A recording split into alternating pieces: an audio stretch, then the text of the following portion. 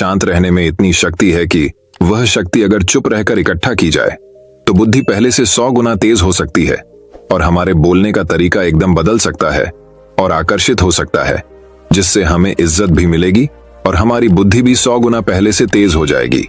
इसके पीछे का एक अद्भुत रहस्य हम कहानियों के माध्यम से जानेंगे, तो बिना देर किए चलिए उन कहानियों की शुरुआत करते हैं। पहली कहानी। जब मन अशांत हो तो कुछ समय मौन रहकर हालात समझें और फिर निर्णय लें। मन को मिल सकती है शांति। गौतम बुद्ध से। एक व्यक्ति ने कहा कि मुझे आपसे बहुत सारे प्रश्न पूछना है। बुद्ध ने कहा कि पहले 1 साल तक मौन रखो, फिर प्रश्न पूछना। अशांत मन में प्रश्नों की अधिकता रहती है। प्रश्नों की वजह से हम सही निर्णय नहीं ले पाते हैं। ऐसी स्थिति में कुछ मौन हो जाना चाहिए। मौन रहकर हालात समझेंगे तो मन को शांति मिल सकती है। इस संबंध में गौतम बुद्ध से जुड़ा एक प्रेरक प्रसंग प्रचलित है, जानिए। ये प्रचलित प्रसंग के अनुसार गौतम बुद्ध रोज अपने शिष्यों को उपदेश देते थे। बुद्ध के प्रवचन सुनने शिष्यों के साथ ही अन्य लोग भी पहुंचते थे। एक दिन जब बुद्ध प्रवचन दे रहे थे, तभी एक व्यक्ति पहुंचा और वह बोला कि तथागत, मैं आपसे बहुत सारे प्रश्न पूछना चाहता हूं। मेरा मन बहुत अशांत है। कृपया मेरे प्रश्नों के उत्तर दें ताकि मेरा मन शांत हो सके। बुद्ध ने उससे कहा कि मैं तुम्हारे प्रश्नों के उत्तर जरूर दूंगा, लेकिन तुम्हें 1 साल तक मौन धारण करना होगा। 1 साल के बाद तुम जो भी पूछोगे तुम्हें उसका उत्तर जरूर मिल जाएगा। उस व्यक्ति ने कहा कि 1 साल बाद आप मेरे प्रश्नों के अवश्य देंगे ना? बुद्ध ने कहा कि मैं अपनी बात का पक्का हूं, तुम्हें सारे प्रश्नों के जवाब दूंगा। लेकिन 1 साल बाद बुद्ध की बात मानकर उस व्यक्ति ने मौन व्रत धारण कर लिया। धीरे धीरे वह मौन की वजह से उसका मन एकाग्र होने लगा। वह ध्यान में उतरने लगा। मन भी शांत होने लगा। उसके सभी प्रश्न खत्म होने लगे। 1 साल बीत गया।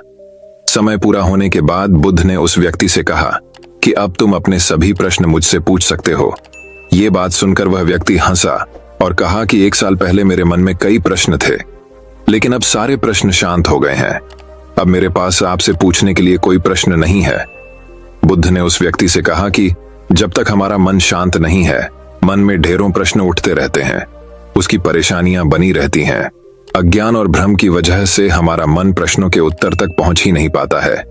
कुछ समय मौन धारण करके हम हालातों को समझेंगे तो सारे प्रश्नों के उत्तर स्वतः ही मिलने लगते हैं। मन शांत हो जाता है तो सभी प्रश्न भी खत्म हो जाते हैं। सारी चीजें हम आसानी से समझने लगते हैं और जीवन में सुख शांति मिल जाती है। तो दर्शकों, अब चलिए हमारे दूसरे कहानी की शुरुआत करते हैं। दूसरी कहानी। वाणी या बोलना ही नहीं बल्कि मौन में भी शक्ति होती है। यही कारण है कि धर्मों में मौन को बहुत महत्व दिया गया है। वैज्ञानिकों द्वारा भी इस बात को माना गया है कि सेहत से मौन का गहरा संबंध है और इससे मानसिक शांति मिलती है। मौन से विचारों में एकाग्रता आती है और रचनात्मकता बढ़ती है। इसलिए जितने भी साधु संत या तपस्वी हुए, सब ने मौन रहकर और ध्यान लगाकर ही संसार के गूढ़ ज्ञानों को प्राप्त किया। हमारे जीवन में एक नहीं बल्कि बहुत सारे दुखों का कारण बोलना ही है, क्योंकि हमारी समस्या यही है कि हम चुप नहीं रह सकते। हमेशा कुछ न कुछ बोलते ही रहते हैं और आपके बोलने के कारण ही आधे से ज्यादा दुख निर्मित होते हैं। परिवार में कलह क्लेश का कारण भी हमारा बोलना ही होता है। आप जितनी भूख उतना भोजन खाते हैं, जितनी जरूरत उतना कार्य करते हैं। लेकिन क्या आपने इस बारे में कभी सोचा है कि आप कितना बोलते हैं? क्या आप उतना ही बोलते हैं जितनी आवश्यकता है, या अनावश्यक ही सारे दिन बोलते हैं? इस बारे में कभी अकेले बैठकर जरूर सोचिए कि आज आपने दिन भर में कितना बोला, क्या बोला और सबसे जरूर कि क्यों बोला। इनमें से कितनी बातें जरूरी थीं और कितनी अनावश्यक सुनने सुनाने के माहौल से निकले। बाहर मनुष्य की प्रवृत्ति ऐसी है कि वह अपने मन में चल रही बातों को दूसरों को सुनाना चाहता है और दूसरा भी आपके साथ ठीक वही काम करता है। ये बातें किसी अन्य या तीसरे व्यक्ति से संबंधित हो तो सुनने सुनाने का काम और भी दिलचस्पी से होता है। आप फिर जब कभी भी बैठते हैं तो इन्हीं बातों को फिर से दोहराया जाएगा और फिर से इन्हीं बातों पर विचार करेंगे। ये सुनने सुनाने का माहौल जीवन भर चलता रहता है और इस तरह से आप खो देते हैं अपना समय, अपना जीवन, अपनी सोच समझ और वो कीमती पल जिसमें जिया जा सकता है और जिसमें आनंद प्राप्त किया जा सकता है। इसलिए जब तक हम बाहर की ओर बोलते रहेंगे, हमारे भीतर अशांति रहेगी जिस दिन हम मन से चुप हो जाएंगे तो तब बाहर हमारे मुख से कुछ भी निकले, हम शांत ही रहेंगे। दुनिया में जितनी बुराइयां हैं, परिवार में क्लेश है, पति पत्नी में विवाद है, सब बोलने के कारण ही होते हैं। हम चुप रहना नहीं चाहते हैं, हमेशा सुना देना चाहते हैं, लेकिन व्यर्थ का बोलना ऊर्जा का नष्ट होना है। इसलिए जितने भी बुद्धत्व, साधु और संत हुए, वे एकांत की ओर गए, क्योंकि उन्हें अधिक बोलना न पड़े और अधिक सुनना न पड़े। महावीर ने 12 वर्ष और महात्मा बुद्ध ने 10 वर्ष मौन रहने के बाद ज्ञान प्राप्त किया। महर्षि रमण और चाणक्य भी मौन के उपासक थे, लेकिन आप इस संसार में रहकर भी एकांत रह सकते हैं। इसके लिए आपको अपनी उन ऊर्जाओं को बचाना होगा जिसे आप व्यर्थ के शब्दों में नष्ट कर देते हैं। इसलिए उतना ही बोले जितना जरूरी हो। तो दर्शकों, अब चलिए हमारे तीसरी कहानी की शुरुआत करते हैं।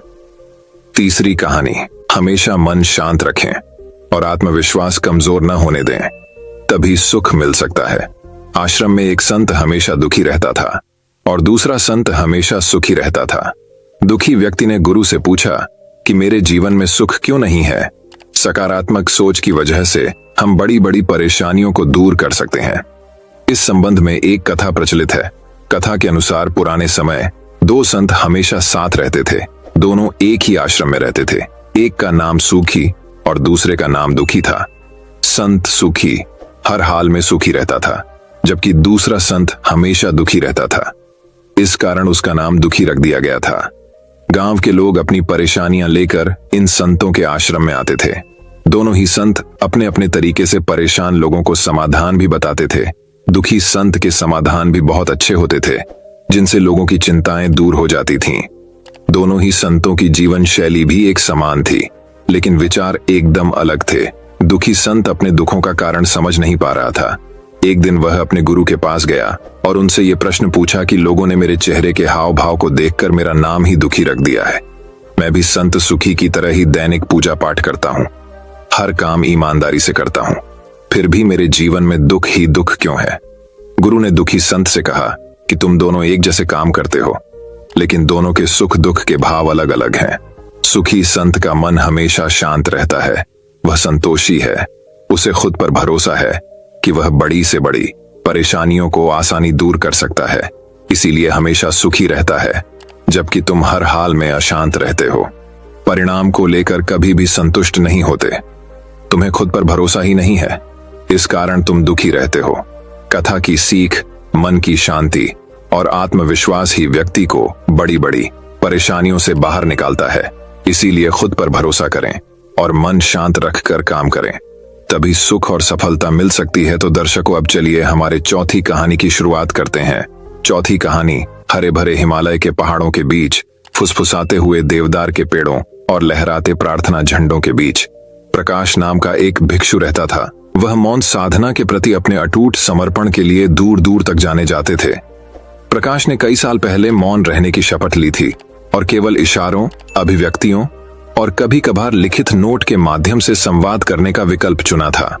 हर सुबह जैसे ही पहली रोशनी बर्फ से ढकी चोटियों को चूमती थी, प्रकाश अपने फर के साधारण बिस्तर से उठते थे और एक मौन प्रार्थना के साथ अपने दिन की शुरुआत करते थे।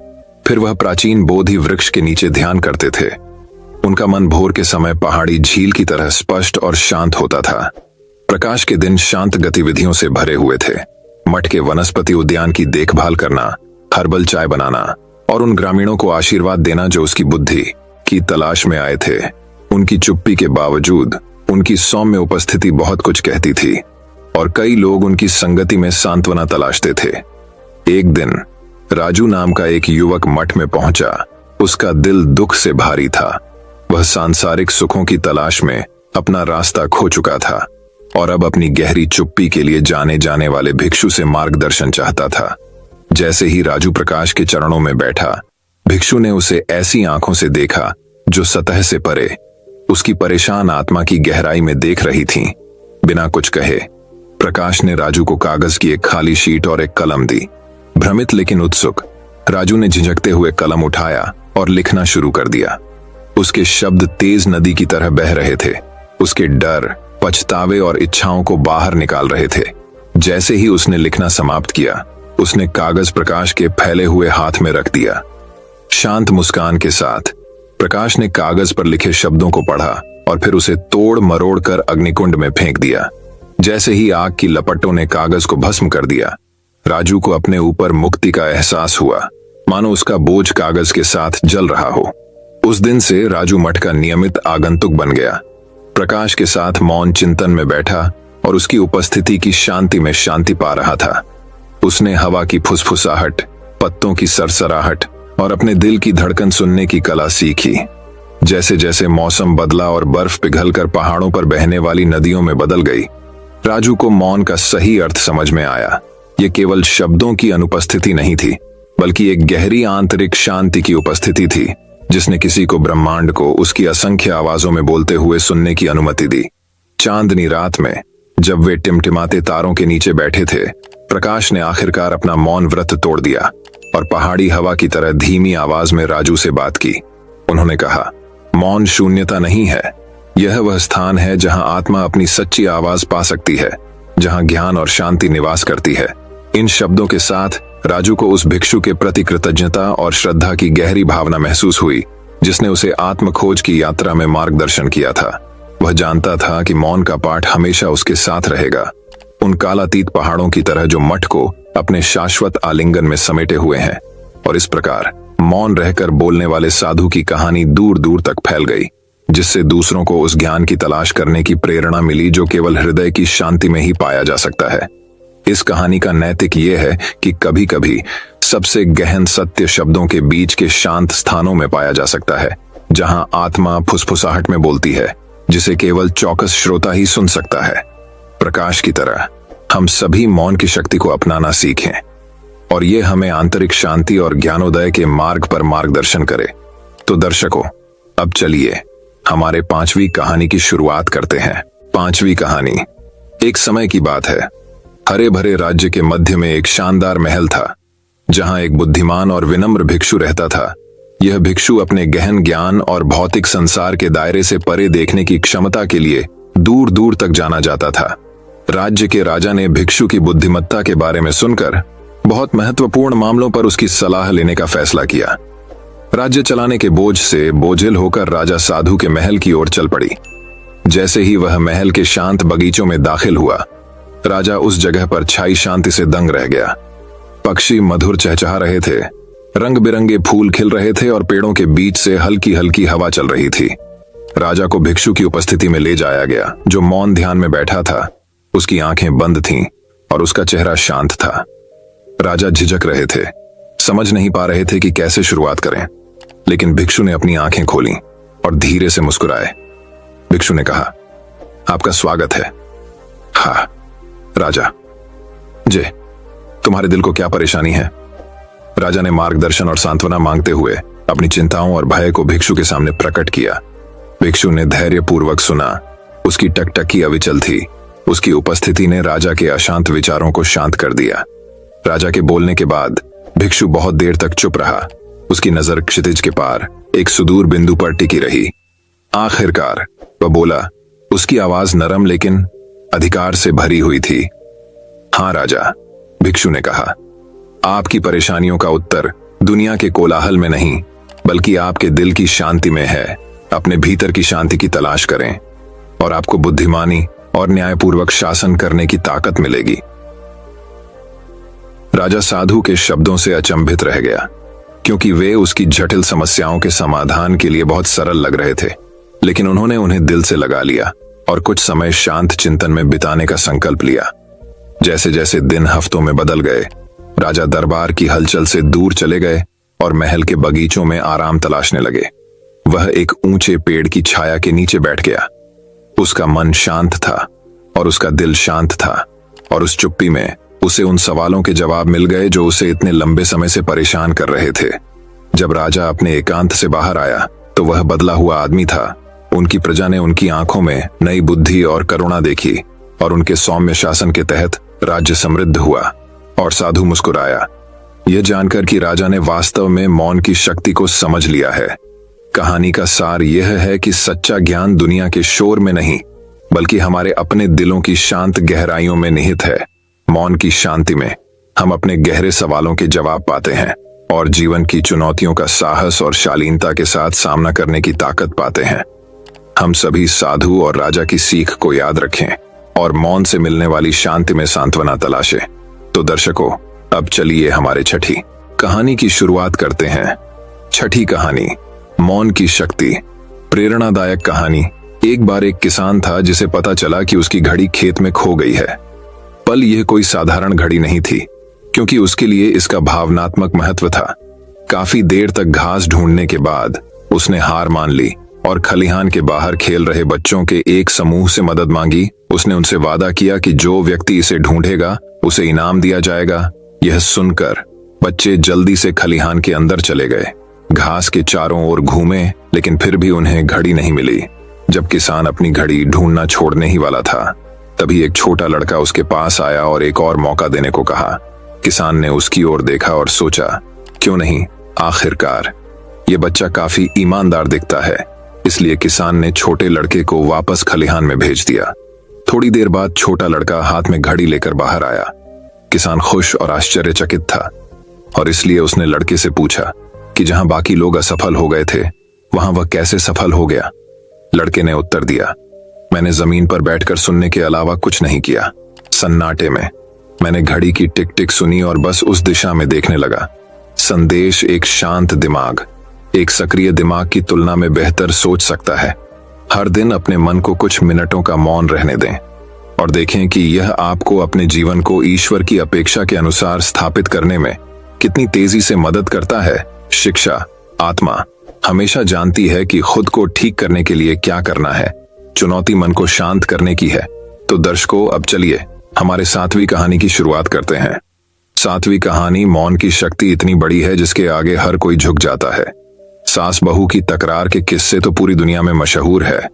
कुछ किस्से आपको गुदगुदाते हैं, वहीं कुछ किस्से आपको बहुत जरूरी सीख भी देते हैं।